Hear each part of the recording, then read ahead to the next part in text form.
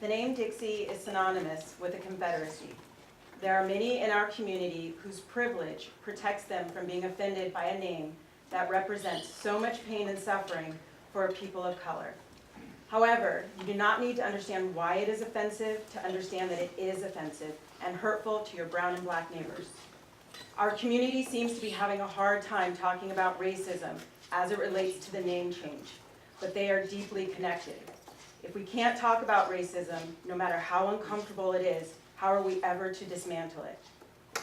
The board has the power and the obligation to do what is morally in the best interest of all of its community, not just the majority.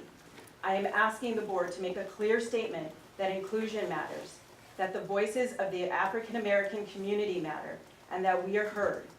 Prioritizing inclusion and morality through a name change is a bold step that our board can take toward being a part of dismantling racism rather than upholding it. I support the change. It's time.